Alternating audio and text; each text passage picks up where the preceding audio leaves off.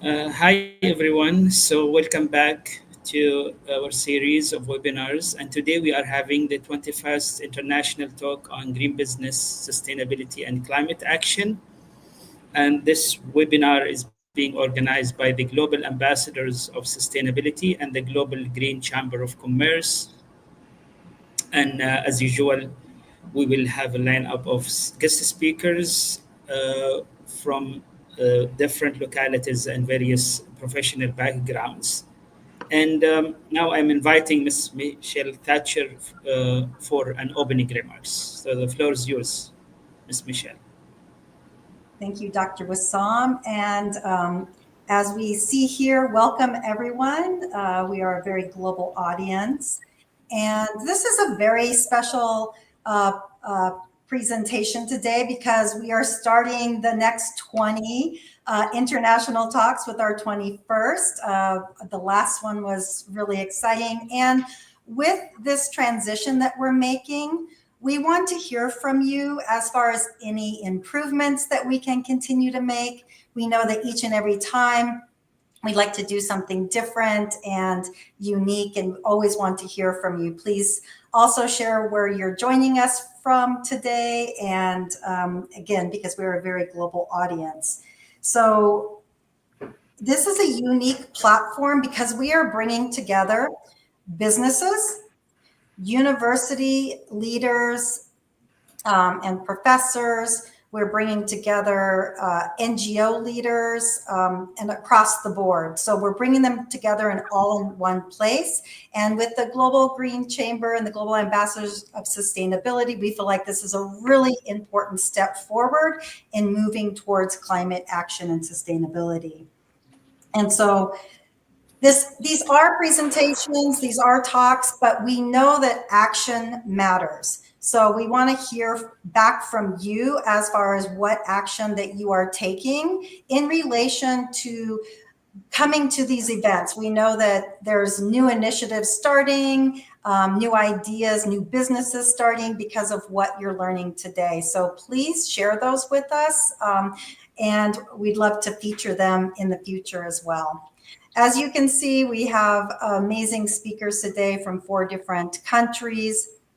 I've had a sneak peek at the presentations, so I'll say that you are in for a real treat today. Please stick around to the very end. We'll have a Q&A session.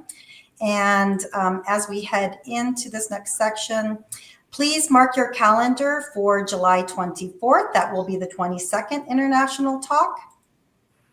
And I just want to take this moment. We've been doing this for the past 3 weeks, just one breath moment to send peace, love, and kindness out to the world. We know that there is so much happening in the world right now. So and we all come from different parts, really we're representing every single continent out there. So please send out that love, send out that kindness of intentionality.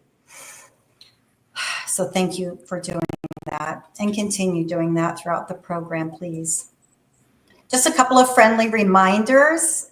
We welcome you in. For those joining us on LinkedIn, please share your thoughts. We really want to know where you're joining us from today. And this is a very open, inclusive, and uplifting dialogue. So just keep that in mind when you're dropping in any comments. And we will address the questions during the Q&A session. So all of the speakers will give their presentation first, and then we will go through the Q&A session. And we would not be here today without our esteemed speaker and curator, Dr. Wassam of Global Ambassadors of Sustainability, who has brought us all together. So I will pass it over to you, Dr. Wassam. Yeah, thank you so much, Ms. Michelle, for these remarks. And we are moving to our first presentation, which will be presented by Dr. Iz Hattab.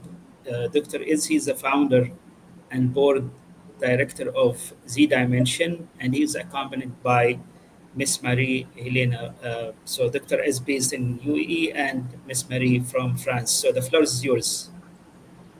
Thank you. Thank you, Dr. Issa. Thank you, Michelle. Very nice and very excited.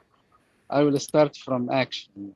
We will not make any initiative because, you know, after 5 years of helping companies in Middle East, in UAE, in Saudi Arabia, and other GCC countries, the question was, what next after the sustainability report?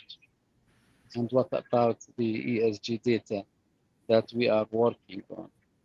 So we tried to talk to start with the stock exchanges, whether in Amman Stock Exchange, in Oman, in Qatar, in Bahrain, and so on, in order to analyze this sustainability report and make a reverse engineering to all the data that have been published, make validation, verification, and then prepare it to be ready rated. So we have to know what companies are doing, because until this moment, unfortunately, the mandated is to publish the report, and they are doing, but we don't know what the performance or even the disclosure that have been published by those companies, and what is the action toward the sustainability and the ESG, even though there are some guidelines. But the question was, after publishing the report, what next? So in this talk, I will launch through this beautiful platform for the sustainability ambassador our rating that we called WADI rating, which is an Arabic word, means valley, which will handle with a methodology of 420 metrics that we use an AI bot to read the sustainability report from different resources, not only what have been published, but also from the website, from whatsoever published in the social media related to the specific and company. We extract the data and we apply the methodology that have been helped me through, experts who worked previously in Sustainalytics and in CSI in order to launch this regional ESG rating that we called WADI. And we are surprised that many companies who are listed in the top 20, we thought that they are doing well, whether at the disclosure level or at the performance level. But we found that it's not related to the level of the enterprise scalability, or even for the level of the profitability of that enterprise. So these results shown a very interesting point and open a dialogue between us as an agency, rating agency, and between these firms in order to back and forth discuss and to enhance their disclosures and enhance their performance. So thanks for the AI, thanks for the team who developed these metrics and analyzed these sustainability reports.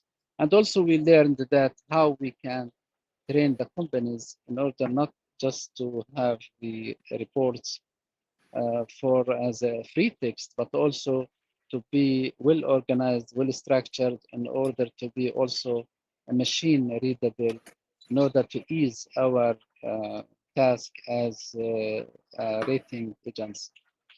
So this is the overall what I am would like to launch and talk. I will let Mary handle and present some presentation related to WADI rating, and I hope the time slot is enough for you, Mary. Please. Thank you, yes. Yes, indeed. What we are willing to do today is not only launching a rating agency, but launching a movement to redefine ESG leadership from within the MENA region. The WADI rating, as it's very important for us, is an independent ESG and sustainability rating agency, which is focused on the MENA region. I mean, we are working with MENA stock exchanges, listed companies there, and giving another insight on their result and what they've been disclosing in their reporting so far. We assess not just disclosure, but let's say be ambitious, transition readiness, sustainability alignment, and impact potential, providing a true 360 degrees on a view which is corporate sustainability maturity.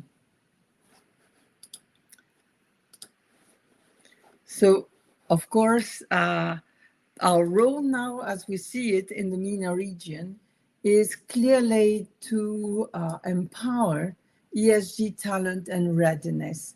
And therefore, we offer, by upskilling MENA professionals with practical, regional, relevant ESG tool, and as mentioned, the AI, which is an application which allows especially to do this.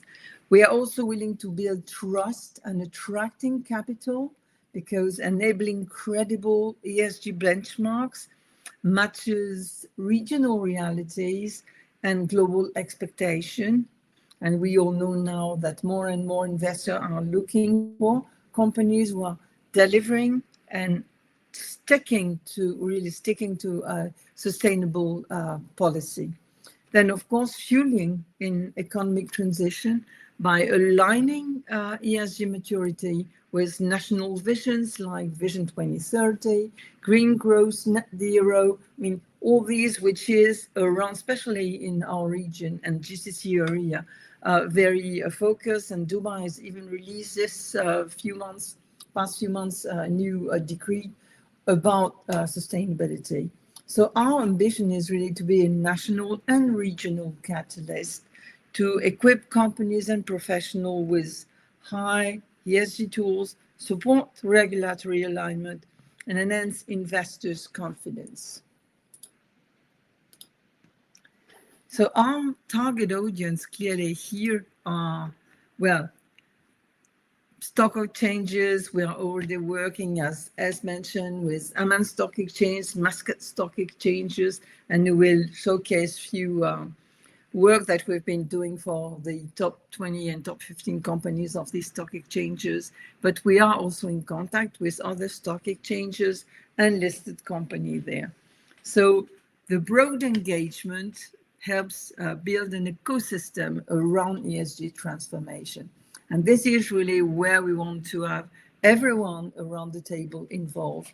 And this is also what we are doing on a daily basis, putting in place some kind of power triangle in the area with the stock exchanges, investors, financial world, the organization companies, and the academics who are, as we will hear later with our participants, really bringing innovation, bring another focus on how to bring the mindset which is set for the future. So what we rate and why it matters, clearly, well, we are evaluating ESG maturity across publicly listed company, financial institution, strategic entities, and more. Our ratings inform due diligence, shape policies, drive transparency, and empower also ESG literacy, and the reason of working with governmental bodies and universities. The stakeholder engagement plan that we are putting in place is clearly action-driven, which is, you mentioned it before, Michelle, this is really essential to go forth and move forward in sustainability world. So for exchanges, of course, we're looking for an integration roadmap. For the companies, it's performance snapshot, knowing where you can improve and where you perform, and communicate around this performance. For investor, well, it's a decision-making tool, definitely being reassured of the sustainability of the company, of the way they are now dealing with their forces, with their resources. We will hear about circular economy right after that. I mean, this is a real change in the business model that companies need to put in place and be recognized for putting in place, and the importance of the rating. and of course, policy alignment for governments and universities. So what's in it for listed companies? Well, rated companies gain more than a score. They gain clarity, benchmarking, trust, and visibility. So our collaborative approach builds ESG credibility and helps companies to tell their sustainability story with pride and precision. So clearly, clarity and progress, benchmarking for local competitiveness, investors' readiness too, which is important, and also data ownership. And I mean, as mentioned before, that's the reason why we started the whole initiative. Data is essential in this domain. So what we've put in place, and I must say that I've a lot of admiration for the teams who have been working on this with us, is putting in place a unique methodology. And this methodology is a dual layered model. On one side, you've got Pollyon-based ESG performance scoring, and you've got also a separate disclosure score. And we have added to these, as you will see in the example right after, some content which are related to the region. And these change completely the outcomes, and you will see it's very positive for the enterprises who are being rated. It ensures that we assess what is done and how transparently it's shared, all weighted to sector relevance and regional context. And this is really important also to take into account. So what we are doing here is using some kind of ESG rating framework. What you will see on this slide is we've got a rating scale, which of course comes with the outcomes of the scoring. And what we've got here also is the analysis based on each ESG pillar. So we don't reinvent the wheel. I mean, all global standards like GRI, TCFD, CSRD guides us, but we want to go further. We need to go further if we want to be aligned with what's happening today in our region. So global, well, we don't want to reinvent the wheel. We want to calibrate the roads for the MENA region. We want to position WADI as the bridge between global standard and local reality. I know it's quite ambitious, but we need to be able to dream also around this. And it will ease the organization workload too, while increasing the relevance of their activities. So I leave the open because I'm sure there will be a lot of questions around the rating. And I don't want to go too much into details around the technology, but really giving some insight. So this is a glimpse, really a glimpse of the work which has been done in fighting for Jordan Top 20. And you will see the raw ESG scores in the middle, and of course the adjusted ESG score using our performance. Here in this case, what you can see is financial at the top 20 from ASC are 60% of the top rated companies. We've got also energy, middle and mining, and of course telcos who are working, and also consumer delivery. So this is an average score, which is over 6+, with governance as a strong sweep. Telecom, in this case, lead, while energy and mining show room for environmental progress. And we applied here, as you can see on the slide, the geographic factor, which is, of course, always a mathematical calculation behind, and the regional constraint. And each time you've got the work which is done is geographic and sector taken into account. So here a quick overview of what we found is the average score for ESG is 66%, which is why I mentioned the C+ level before. Best performing pillar, it's clearly governance in this case. Best performing sector is a telco, and weakest has been clearly the environmental disclosure. Again, it's not a kind of shooting at people, it's just showing that in the reporting which has been published, clearly there are some zone and opportunities for improvement. If I go now to Muscat Stock Exchanges, with done a same kind of exercise with top 15 in this case, but from different industries, because we wanted also to see what could be done, I mean, and what would come out. And in this case, we've taken financial, obviously, because top of banks and financial organization, services, and also industrial. So we could see how the way we're calculating the rate and scores would apply also to each different industry. So this is where we come, and clearly here, the average compared to Aman has been a little bit lower. Environmental effort as notable in energy sector, particular, but the social data in this case on diversity community lags a little bit. The diversity of the represented industry sectors here illustrate the application of the geographic and sectoral context.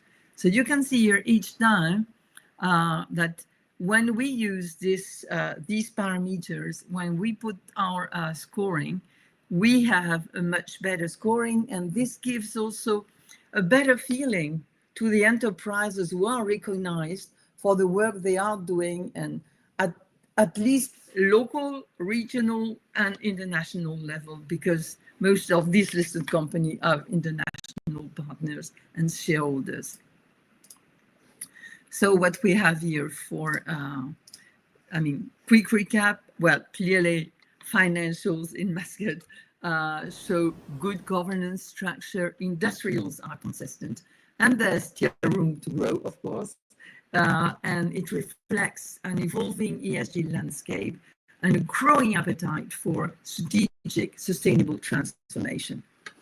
On this comes, and I think that Dr. S can confirm through all what we've been doing. So this quick slide is about comparing, if I dare to say the word, both Aman and Muscat, and we see unique strengths. Well, Aman Stock Exchange leads in governance. MSX is more disclosure driven, but it's also linked to what they've put in place in terms of disclosure guidelines. And both have been publishing their guidelines for listed companies. And you can see here that each of them, of course, have put a focus on one thing or another.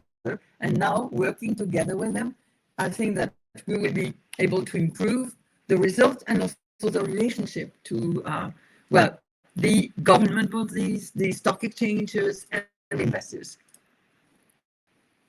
So, well, as you all know, and I love to say it, ESG is a journey, and we really believe in empowering progress, not penalizing starting point. And that's exactly why I said we are not here to judge. We are here to enhance the progress which can be done, to emphasize the progress and the results which has been accomplished, and really support the region in this sustainability and ESG reporting domain. So we want to help the companies to move forward. We want to give guidance, I mean, offer that this recognition all along the way of their ESG journey. Marie, sorry, can you please conclude in 2 minutes? It's exactly what I was going to do. Thank you, Dr. Wessam.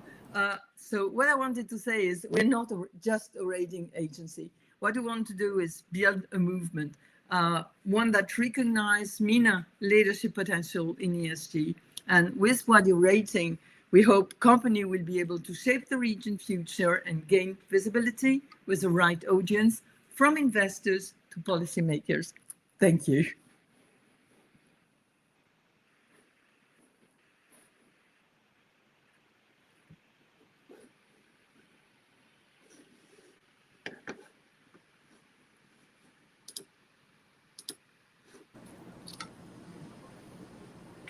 I'm done. Ms. Marie? Thank you.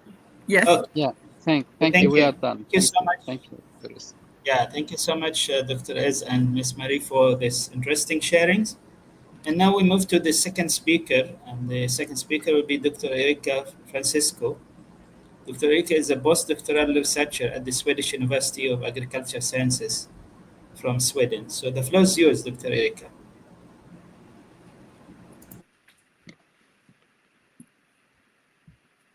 Hello, welcome everybody, and thank you for invitation for this really important talking.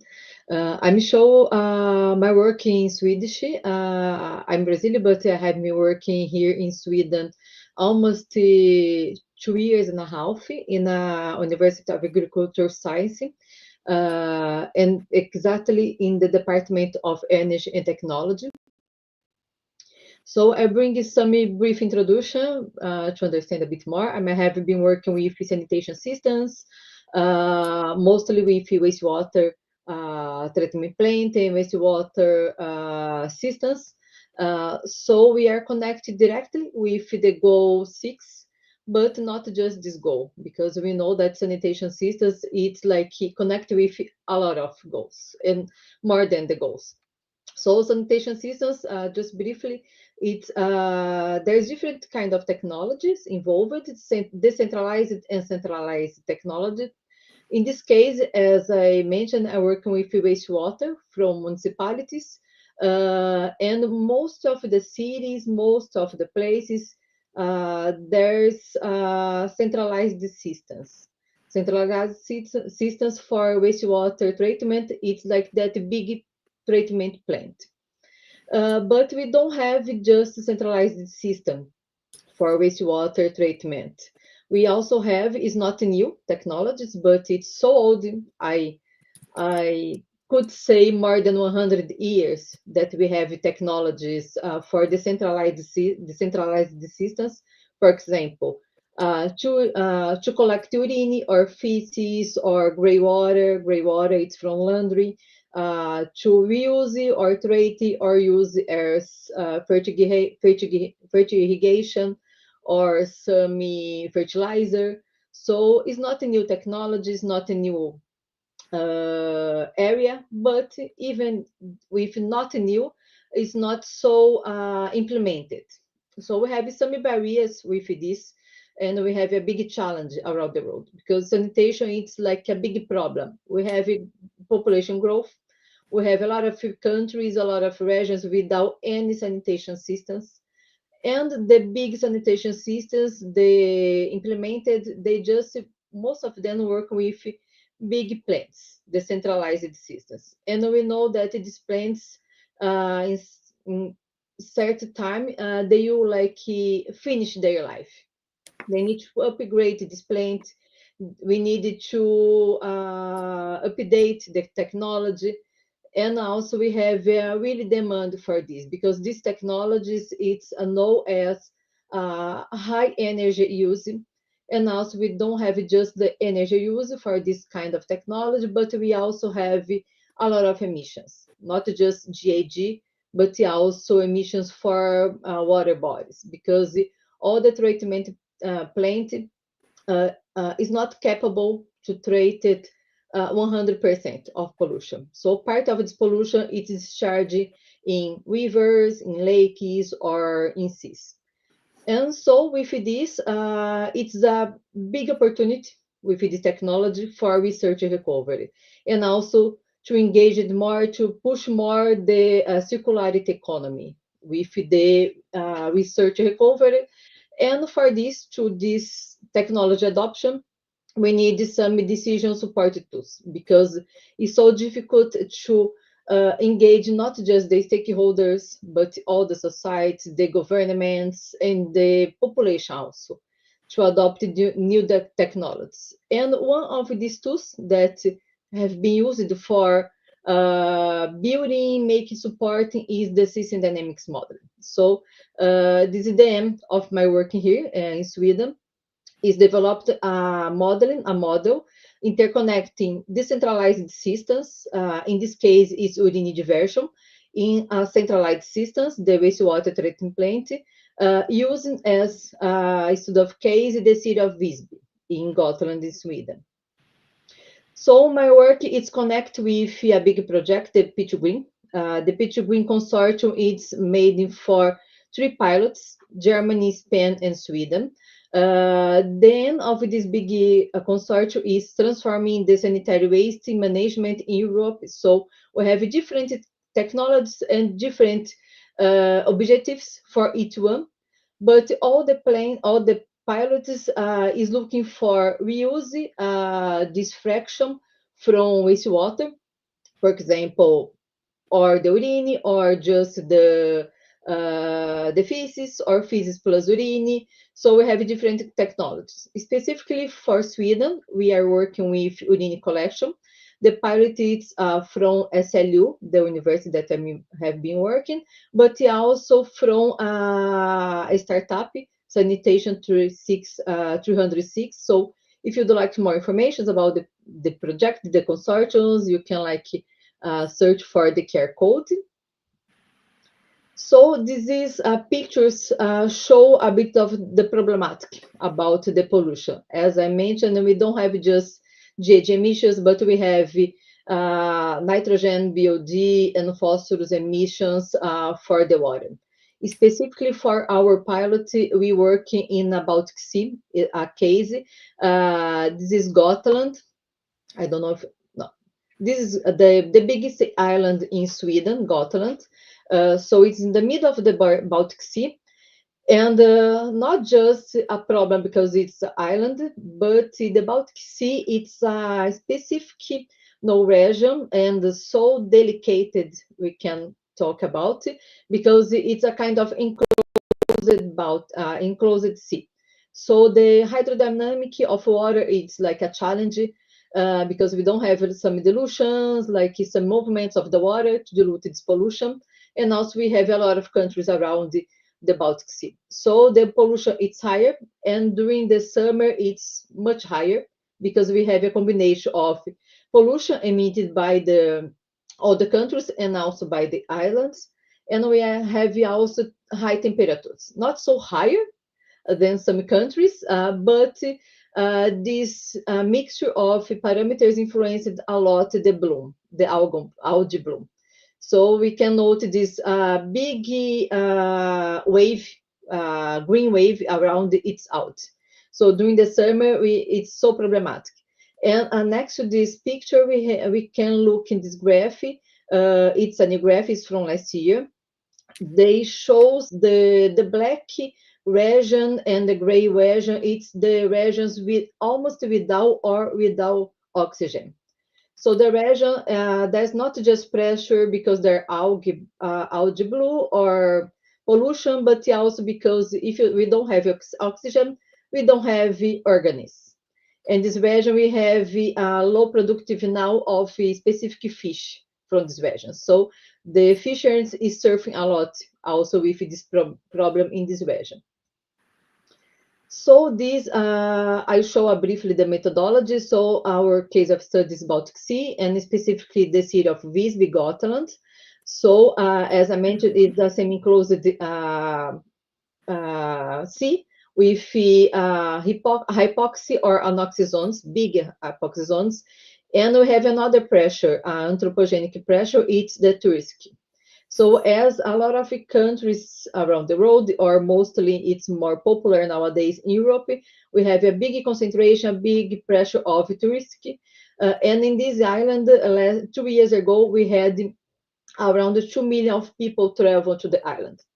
And of course, they travel to there around whole year, but most of this person travel between July and August. So it's a big pressure during the summer. So we have a lot of bad combinations. So the model that I developed was made using Stella software. They consisted in 2 different modules, the wastewater treatment plant and the urine diversion module. So consider also the tourist key variation, the urine collection, and all the parameters from the wastewater. I use as input the environmental report from the treatment plant from Visby, local data parameters also, and our SLU's group reference, and also the startup results as input. And I analyze some indicators, as I will show here also: carbon, water footprint, eutrophication, for this specific. This methodology, I can say, start with a causal loop diagram, this picture. Causal loop diagram, it's like a component of system thinking. So it's to represent a complex world or a complex system. So from one topic that we would like to analyze, in this case, is the wastewater treatment plant. Oh, sorry. We can like connect different components that could be influenced this treatment plant. In this case, we have in black general component. In blue, we have some decentralized systems that we would like to test. First of all, I'm testing the urine diversion, but I'm working also in parallel with microalgae biotechnology. And in green, I have some environment indicators and plus phosphorus footprint. In this case, we didn't work with phosphorus footprint because we decided as boundary of our model just into the fertilizer production. This is the goal for the Sanitation 306 company. So this is a framework for the model, is the model in the systems, in the software. So we start with these two models connected, and when we click, when you open each model, we have a big one is the wastewater treatment plant. Consider all the factors about the population, the input as our like specific parameters, BOD, nitrogen, and phosphorus. And we have as output our urine box. It's a connection with the another model in this case. So I can run this model just with wastewater treatment plant, or I can run both modules to check how the decentralized process technology could be contributed to reduce the impacts or not, or could be contributed with the wastewater treatment plant. So with this, with the model, the system dynamics is possible to simulate different scenarios. We call predictive scenarios. In this case, there are some scenarios that's more like close to the realistic process, and some more like predictive, think about the future. So because that these two, it's really good to help a trend of results, to have a trend of results scenarios, to help to engagement, stakeholders, technology, government, to adoption new technology, or what kind of technology, what kind of operation that we could work in. In this case, I have three simulations, three scenarios for wastewater treatment plant. The first, it's hypothetical, but not so no realistic. It's when the treatment plant achieve the capacity, because all the plant, there's a capacity of the wastewater treated. When they achieve the capacity, we send the extra volume of wastewater to the Baltic Sea. So it's a big problem. We don't know if it happened or not, because we couldn't collect all information for the plant, but this could be happen in the future, or could be happen now. And the second and third will be moderate and severe overload. When this capacity achieved, the removal rate for all the parameters reduce 20% or reducing 40%. And the second, the last scenarios was connecting the urine diversion for these systems. It's collecting all the urine, sorry, not all. The first scenarios is collecting 50% of urine from public toilets, and the last one collecting full public toilet urine. Because this company, this startup from our department, have some a kind of chemical toilet, but it's toilet specifically with segregate, split the urine from other solid residues. And they have been collecting, doing some events in Sweden, not just in Gotland, but also here in Uppsala. So here I bring just brief some parts of the results, because this model, we generate a lot of results. So the first of all, it's for marine eutrophication potential. So we can note in this case that the no realistic or maybe realistic case, when we have all the extra volume of pollutants sent to the Baltic Sea, we can look is the highest impact for marine eutrophication potential. But if we connect the scenarios 4 and 5, it's like collect the urine and didn't send more pollution for the plant, and use as the base scenarios, baseline, the scenario 2, it's more realistic for us, we can reduce 20% of the potential of eutrophication in this region. The next indicator is carbon footprint. So we can note that not the first scenarios, the worst scenario is the worst scenario also for the carbon footprint, because in this case, part of the wastewater, part of the volume is not treated anymore. So we don't have emissions from the plant.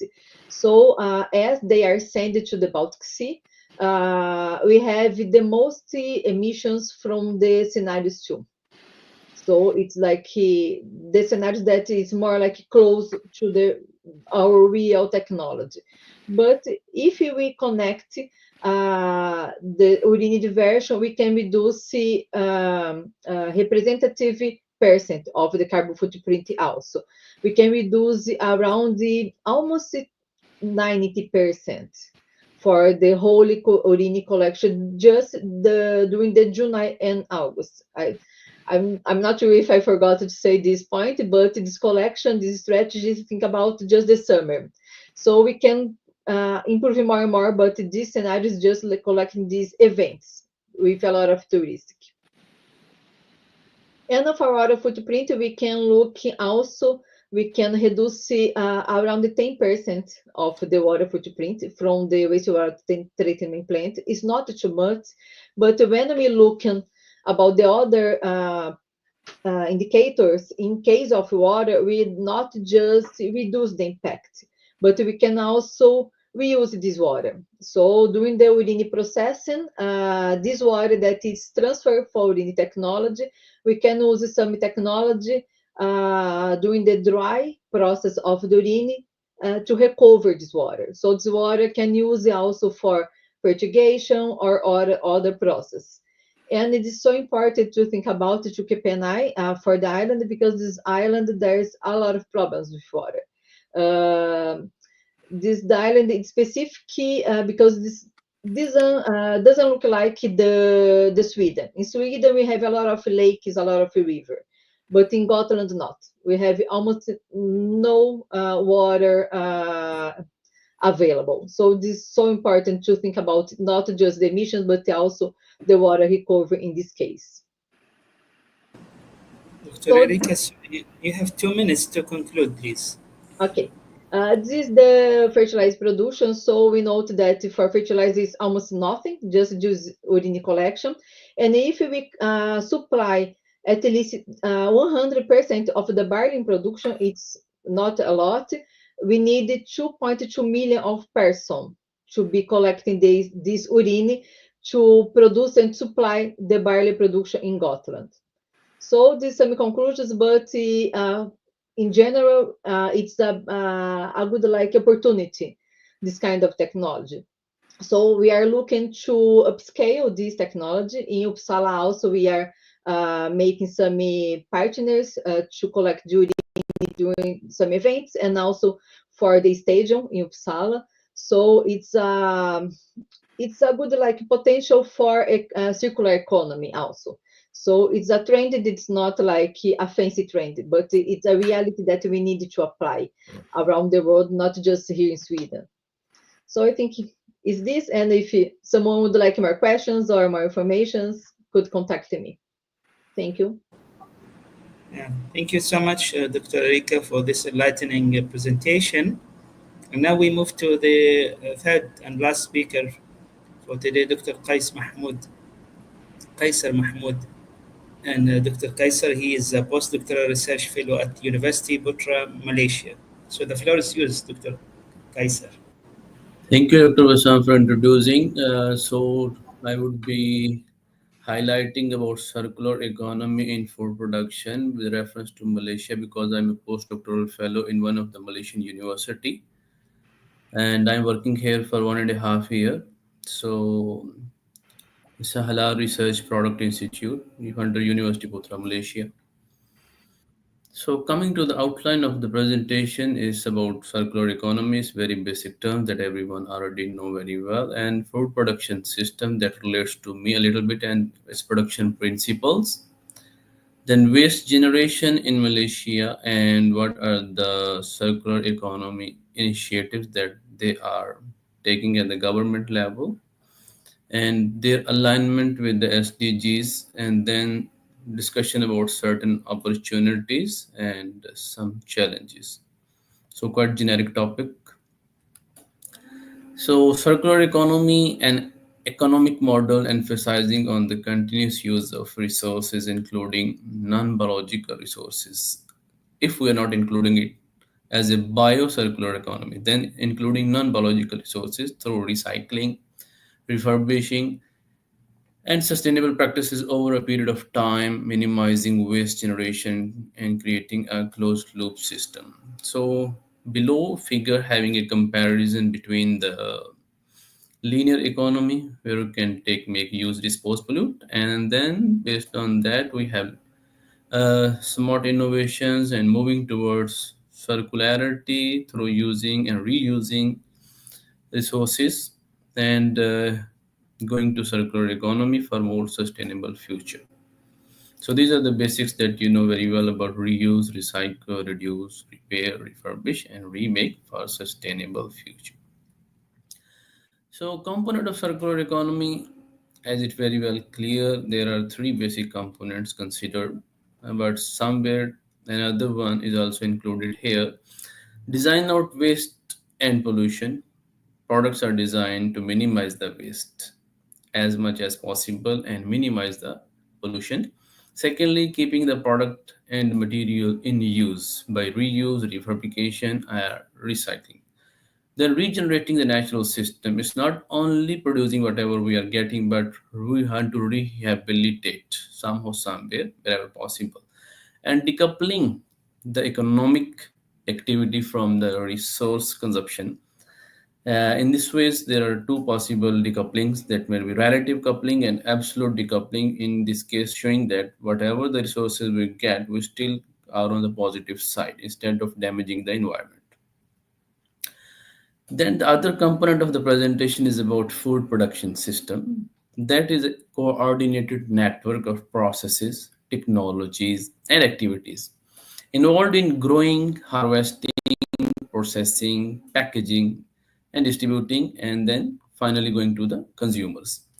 So below is a diagram indicating that what the food production system looks like is from farm to collection center, transportation, processing, and then distribution, supermarkets going to the shoppers and whatever the consumption, and then post consumption is missing from here actually. So food production principles that follows the food production, because we are moving towards sustainability, so these principles are including the sustainability factor directly in it. So where they say the resource utilization is the primary way, where should be efficient use of the resources, water, nutrients to maximize the yield but minimize the waste. And secondly, sustainability, like preserving of soil health, conserving water, reducing environmental impact through the farming practices that we are adopting. Then safety and quality is, of course, whatever the food that we are preparing, if it's not safe, it's not hygienic, it's not following the safety regulation, it's not consumable at all. So that's quite obvious. Then efficiency in processing, of course, minimize waste and retaining the nutrient as maximum as possible through all that processing that we are doing through food production, like milling, fermentation, and packaging. So this is also one of the principles. Then scalability, whatever the production methods or principle that we're adopting, are they scalable, affordable, and they are doing, the accessibility is there.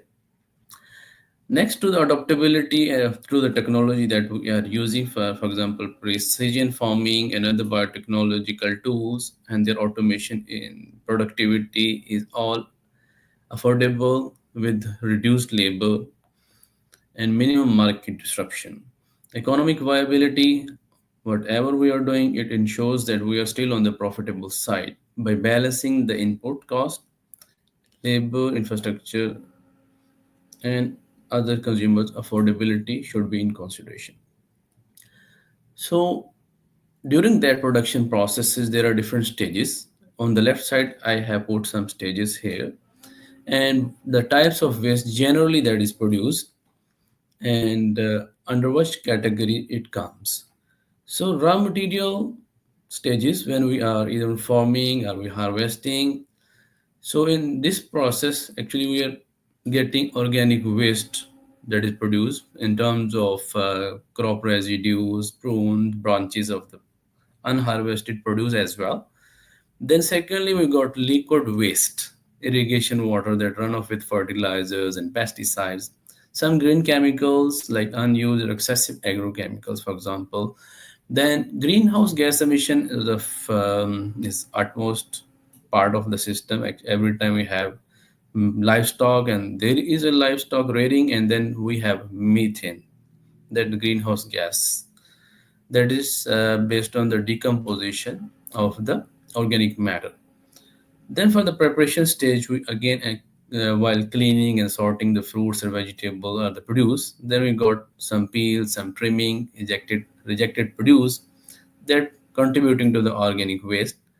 Then similarly, liquid waste, we have some washing water that we use. And then food loss that happened is the spoiled or damaged fruits that are still not consumable at all. On the processing stage, we got again organic waste from the bones, skins, like in terms of meat, and for the juices, we have pulp and the raw material that we have, the processed material that we have. Then liquid waste in this case is the effluents that used for the cleaning, some water, the detergent, whatever that is used for cleaning in place or cleaning out of place for the different instrumentation based on the setup of the plant. Then again, the inorganic waste, we got plastic, the paper, the metal for the packaging kind of things.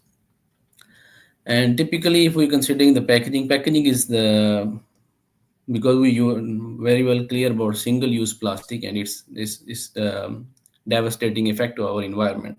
So packaging is actually, that's why we are moving towards biodegradable or compostable packaging. And in this case, we have inorganic waste, organic waste, chemical waste as well. During the distribution, food loss waste directly, then packaging waste because some packaging damage, and then during the route of transportation. Then energy waste because the fuel inefficiency of the system is there through different transportation logistics. And organic waste, of course, some food uneaten or left over in our plates. So these are the few stages that contributing the types of the waste. So typically coming to the Malaysia, sorry, how much waste Malaysia is generating per day? 38,000 tons, because the population is not that much, around 35 million population only, but still the wastage is a lot. This is more towards municipal solid waste, and the contributed by the household, that is around 45% of this total, followed by supermarkets or wet markets, and then food courts and some industries. So below is the table indicating some categories of the fruits and vegetable and the different categories of foods and their estimated contribution with municipal solid waste, with given example that what contributes directly. So fruits and vegetable is the top contributor in that, and there the leaves and then rejected fruits. Typically pineapple growth is here, banana growth is here. So that's why they're giving examples of that particular fruits. And paddy is the main production in this Southeast Asian region. So that's why we have a lot of contribution in solid waste as well. Some uneaten rice goes and at household, and also the unmilled and improper milling also goes for that contribution. Meat and fish, of course, because this is all around these are the islands having sea, and definitely the fish consumption is there, and that's why they have fish processing waste. Edible food waste is another contributor. Then cooking oil and the dairy is contributing less than 5% in that all. So coming to the amelioration or the initiatives that Malaysian government have been taking all that while. with the focused areas of food waste management and valorization. As I mentioned earlier in the previous slide as well, there is a lot of food waste. 44% of the household, 20% from the food industry is coming. So they are taking initiative in this way that they are focusing on composting. Then they are going for some larvae of insects to get more feed, and then some anaerobic digestion to get more biogas production. And then they have the lost food project policy, where they did some initiative to collect the food that is still consumable. And example here for that particular focused area is that proposed Circular Economy Act, where they put a budget of 2,500 tax rebate for composting machines at household level. Then the biomass utilization in agriculture, around 90 million tons of palm, because there's a second top palm oil producers, so they have a lot of palm production here, and the biomass of it that they are thinking to go for biofertilizer, biofuel, and then secondly the rice and husk, so that paddy will be converted into biochar and animal feeds. They have national biomass strategy for that one, and one of the multinational Sam Derby, I think they're developing bio-based materials using that materials. Closed loop aquaculture and hydroponics, so mixing the aquaculture with the regular conditions. So they are trying to utilize the fish waste for the crop fertilization purpose here, and circular fisheries where they recycle the water and waste for the fertilizer purposes. And this kind of pilot plants are working in Penang Island and in Borneo area, Sarawak as well, funded by the Department of Fisheries. Another focused area is the extended producer responsibility. Of course, under the SDGs, we really consider about responsible production and consumption. And individually, here they're putting that individuals are also responsible for that one. So because of the growing packaging waste, and especially the single-use plastic as well. And in this case, they are giving initiative that EPR legislation plan for 2029. And some pilots have been funded by 7-Eleven and other Starbucks kind of food chains. Urban farming and community composting need to localize food systems and reduce waste in urban area. There's the context.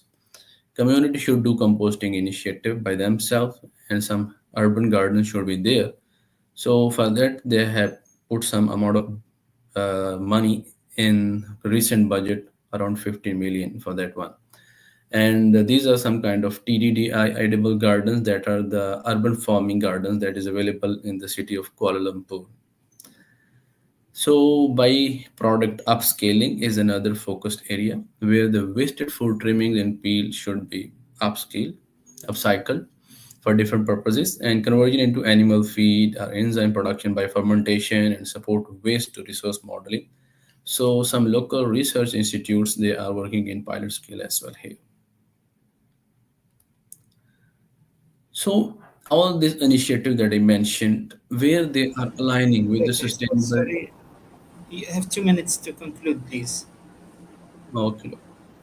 So these initiatives are aligning somehow with the SDGs, like food waste valorization is aligning with zero hunger, responsible consumption, climate action, and how they support that they minimize the food's insecurity and lowering the methane gas, like greenhouse gases emission. Similarly, all that focus area have been finding their way back to SDGs goal based on their focused area. Similarly, the byproduct upcycling goes with the Sustainable Development Goal number 8, decent work and economic growth, innovations, responsible consumption, and all that. Right. So here are some opportunities, like we can valorize the plant waste into different kind of products. So it could be going to agriculture, veterinary, or human consumption. So because a lot of phytochemicals are there. Then another approach is opportunity is the biorefinery, where all that waste could be fermented and converted into, again, beneficial products. Another is the insects. So this is also because of the food consumption. So this is also in view. And the blockchain integration can improve the the sustainability and circular economy in that perspectives. So these are the certain challenges that we're still facing here, that infrastructure limitations are still there, cost barrier is still there, it's not adoptable, the circular technologies cannot be adopted right now at full bloom, and supply chain complexity is there also, that is another hurdle. Consumer behavior, not everyone is familiar with all that kind of things because of the population and their education level as well, and that their habitat. Some are living in villages. Regulatory hurdles are also there because there are different states and the interstate differentiation in their policy. Some are existing there, that making another hurdle. And technical knowledge gaps are there at all level that need to be fulfilled. So that's from my side. Thank you very much. Yeah, thank you so much, Dr. Kaiser. And again, thanks to all speakers. We started with Dr. Iz and Miss Marie, who presented on ESG rating, then Dr. Erika on wastewater treatment, and ended by Dr. Kaiser talking about the circular economy in Malaysia. So I'm handing over the session to Ms. Michelle for moderating the Q&A session. Thank you so much, Dr. Bassam, and thank you for those very interesting, very enlightening presentations. As if everyone's been here with us from the beginning, you can see that they are so diverse, yet so integrated in the fact that we are bringing together those businesses with that information from the university, and also tying the universities back into the business system and platform, and making sure that we're all working in tandem together. So I think it's this, more than probably any others, has showcased why this particular international talk exists. So thank you so very much. I also want to just point out, I love to do this because we are such a global audience. We are coming from Riyadh, Saudi Arabia, Cairo, Egypt, Indonesia, Switzerland, Nepal, Nairobi, Kenya, Puerto Rico, Malaysia, many people from Malaysia, Chad, Odessa, Ukraine, Kigali, Rwanda, Ghana, Vietnam, Namibia, Iraq, Nigeria, quite a few people from there, Egypt, several people from there, also many people from Saudi Arabia, USA, Ireland, Canada, Kenya, Tunisia, Romania, Dallas, Texas, USA, Alexandria, Egypt, UAE, Buea, Cameroon, South Africa,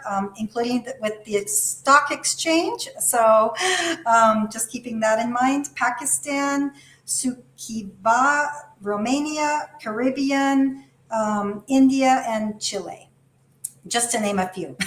So I wanted to provide that perspective for our speakers, just in your answers. I know some are very regional in scope, but we're all learning together in tandem, and how we can maybe address some of these same ideas, not just in this regional areas, but also around the world. So I know even from South Africa, thinking, oh, well, maybe this particular program isn't working there, but maybe there can be one that can be adapted and implemented in other areas. So as far as our questions go, the first question we'll take, and we had a request from several people for this particular question too. So this is for Dr. Ez and Marie Helen. This is from Indira Bunik. She's from Switzerland. Global ESG frameworks dominate the sustainability conversation, yet you advocate for local ESG ratings like WADI.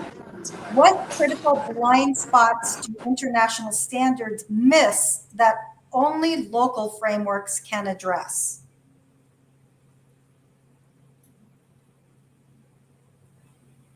And that's for Dr. It seems I have an issue. Wait a minute, just wait a minute. I will answer this question.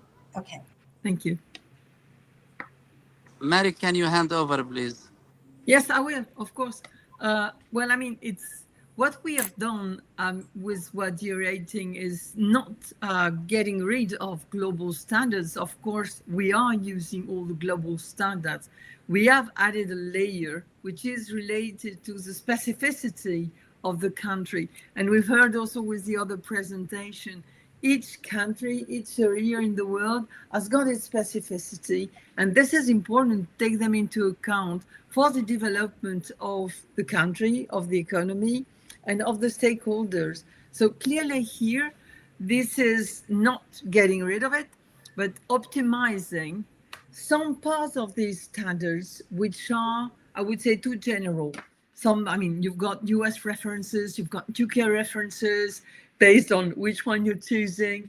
And what we use mainly in the Middle East at the moment is GRI. And of course, we needed to have something added to it. Just as you've seen for the result, it increases really significantly, up to sometimes more than 20%, could go even to 40%, the results which is given by recognizing the efforts which has been done locally, taking into account the situation of the country. And some have been in war for quite a long time. I'm thinking of Iraq at the moment, and they are in the reconstruction phases. They are rebuilding the country. So of course, these companies do not have the same references than other companies doing this type of work in other parts of the world. So that's why I think it's important to get that recognition taken into account. Yeah, I just want to add, you know, the local rating, regional rating is a response that came for the guidelines that have been published by a specific region. For example, when we started in 2021, I remember that GCC Exchange Association, they published guidelines for all the exchanges in GCC with 29 metrics. And then when we made the capacity building, we follow this as a reference for all GCC. And after a few months, each exchange, each country start to raise new guidelines, a new framework, a new vision, mission. Some of them net zero 2030, 2050, 2035, which means that each country, each regional areas are having a special geographic needs for the guidelines. And this rating, why we need this rating? Because it's a response for these guidelines, whether at the level of the country, region, or continent. For example, the guidelines from European Union is totally different than US, is totally different than China, and so on. So we cannot use one metric, as they say. I mean, all size doesn't fit one, you know. So that's why our rating, local rating, is a response for the need of the localization that have been issued by the guidelines. Thank you so much for those answers. And I know that there was so many comments in there about this regional effort. And as far as these types of methods, do you know of specific regional platforms that are similar out there? No. Okay. Very interesting. Something to clearly, there are no others similar in the MENA region. Okay. Okay. Thank you. Great. This is so exciting to learn about, and I know that others will be looking at this in their region and learning from that. Our next question is for Dr. Erica Christina. Our first question is from Srindaran Govindakari. Apologize for the name. Did you consider microalgae farming as a sustainable route for valorization of urea from urine, like the one for plant nutrition? Thank you for the question. Yes. Now I have been working, this exact moment, I'm working on writing a paper from these results and working another model, apply microalgae, to get insights about how could helpful the wastewater treatment plant and to reduce also the pollution because, for example, in Urini, as I mentioned, we work with the data from a startup from our department, but they work just with Urini for fertilizer, and there's some restrictions for fertilizer around the world. Depending of the country, it's different. So they work just with Urini, because we working with feces, it's a challenge for certification and apply as fertilizer.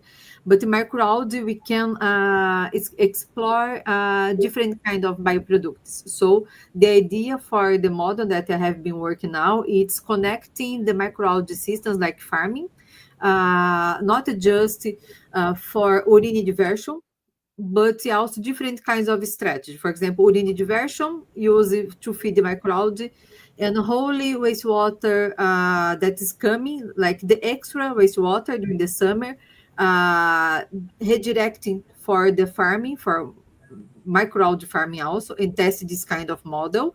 And also the idea is connect a farming in the end of a wastewater treatment plant, because as I mentioned, we don't have 100% of pollution remote recovery from the wastewater treatment plant.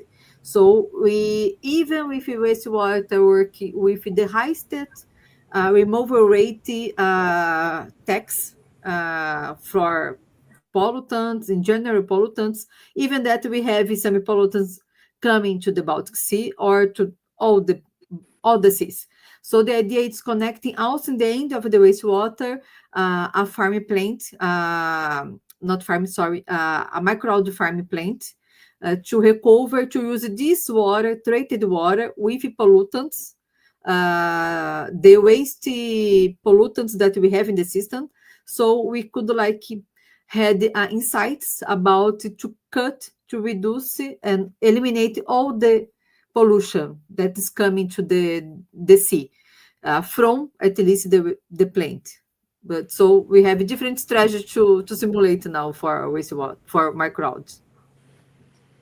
Thank you. And I just want to comment on our questions coming in.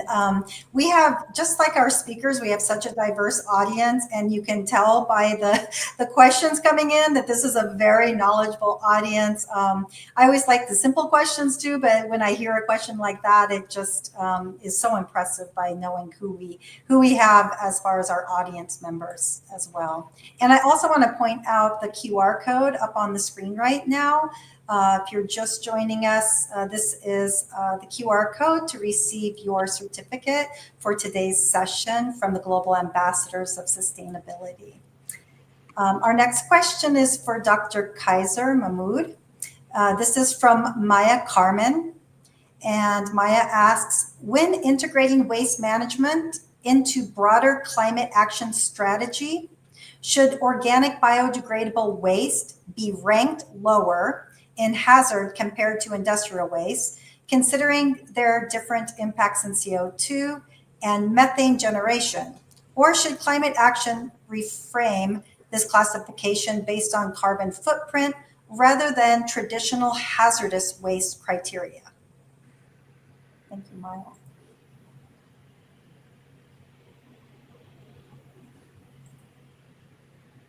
Thank you very much for the question. Up to my knowledge and understanding, the industrial waste have more impact on environment and ecological system. So that's why it always been ranked higher than the traditional other systems. Okay, thank you so much. Yeah, really important question. That was interesting. I'd never thought about it in that way before. So it's always happy to have new thoughts come to mind. We're going to go back to Dr. Ez and Marie. This question is from Shri Ramnad Mandali.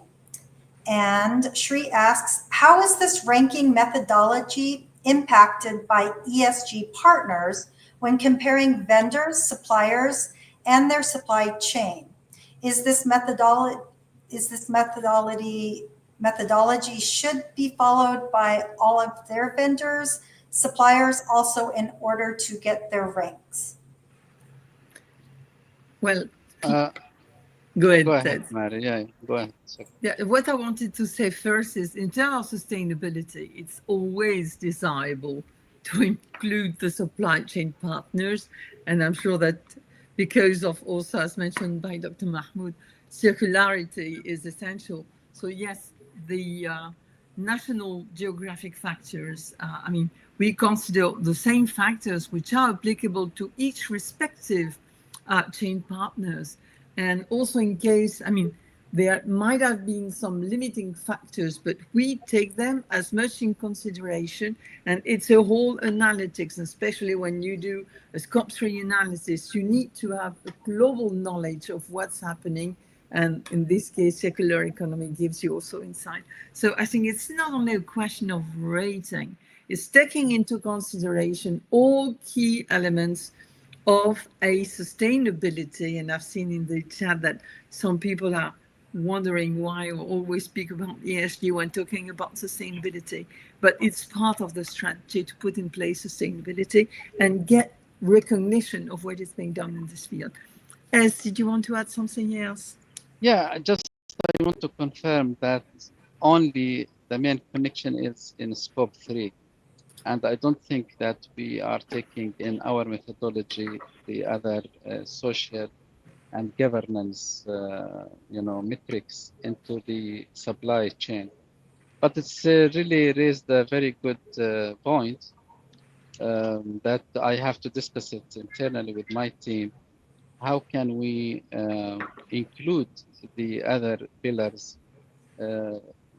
Because the environmental, they cover the scope 1, 2, and 3, and they answer the question by including the supply chain by scope 3.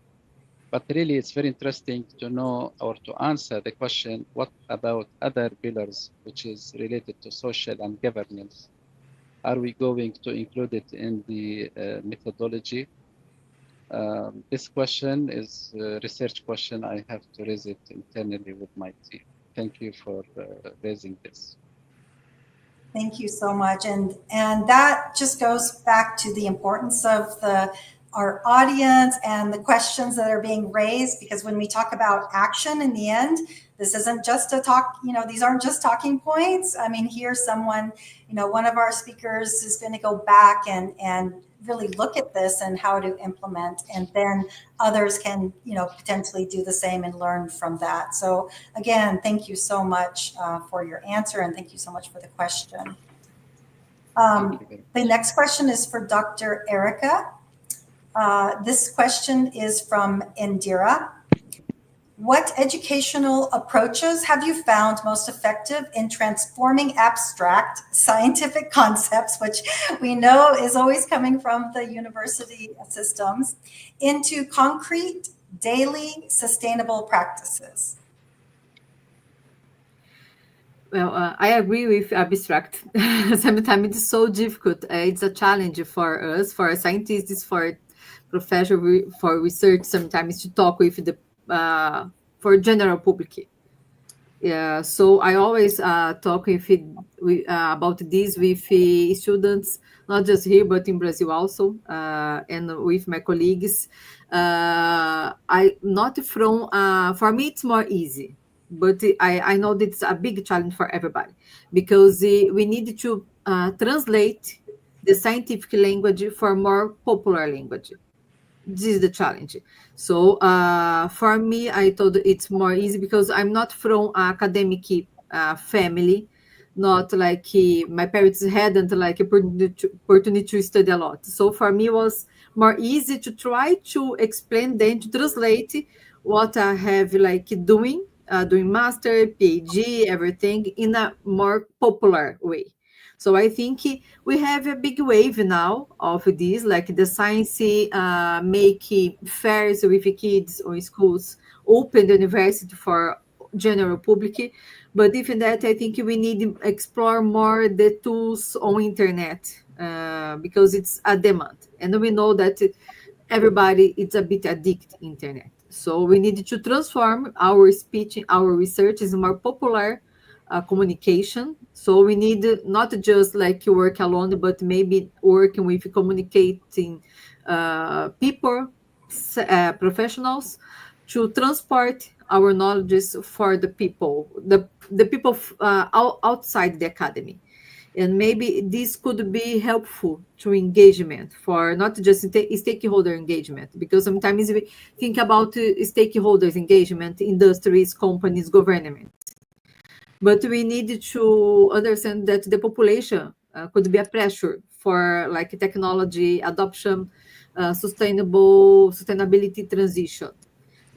Because sometimes if you have more pressure for the population, we need more like government change the policies, change their like point of view. So I think it's a challenge. I think there's some movements, some waves from academy for this, but I think we need more.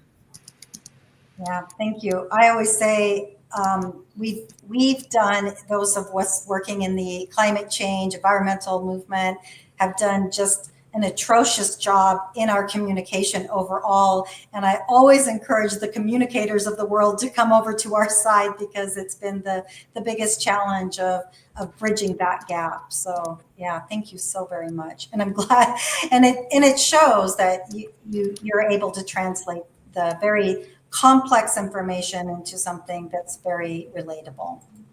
So thank you. And next question is for Dr. Kaiser. This question is from Hanisa Camila. The question is, how long may it take to apply the circular economy of food production effectively for the whole of Malaysia, since for now it seems applied in only city areas? Great question. Thank you. Thank you for the question. Actually, as I mentioned in the challenges in my second last slides, that the policies, the interstate collaboration, the adoption level at the household, and what else? The infrastructure. So these kind of things, because if we have the second most production of palm oil, but we don't have that many biogas producing units from the biomass. So these kind of hurdles are still there. So I don't know how long it may take, because it's quite tricky question in the way that I'm not making any policy of the country. I'm just a researcher. So for me, it is depends upon the people and the government initiatives, though they have multiple initiative, but yet it may take some time. Thank you so much. And I think we have time for probably one more question for each of you as we go through this. So we'll try to make it short answers. If possible, I'll try to pick the shorter answer questions in general. So for Dr. Ez and Marie, I think I alluded to this question, but the question is that the WADI framework looks like a great platform for ESG insights in the MENA region. Are there plans for you to expand its scope in other regions? Well, MENA region needs a lot of work. I don't know if we have enough time in our age to do other region. We will take it. We will work on it. But really, it needs a lot of time. Because you see, we have 420 metrics are being studied, and every year there is evolution. I mean, we finished 2023, and then they published in 30 of June the sustainability report of 2024, and then we have to rush to analyze the reports of 2024.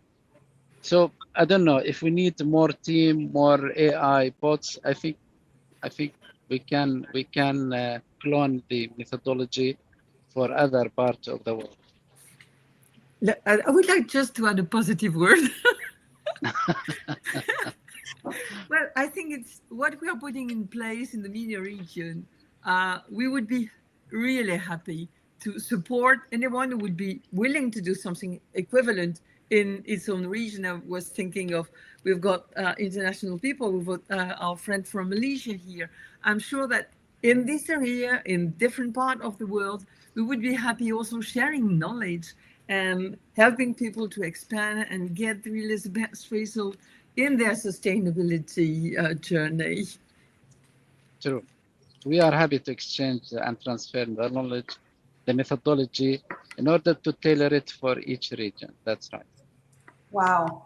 Wow, that is huge. And I was afraid to ask that follow-up question, so I'm really glad that you expanded upon that. And for any of our listeners out there that might be interested, just know that that information is willing to be shared, because I do feel like this needs to be adopted all over the world in different regions. So it's, yeah, we can consider it as open source. I mean, there is no closure whatsoever. Yes, thank you so much. I know that we are probably out of time for just closing up the questions in general. Let me see if I have all speakers. So maybe this is one for our last two speakers to answer.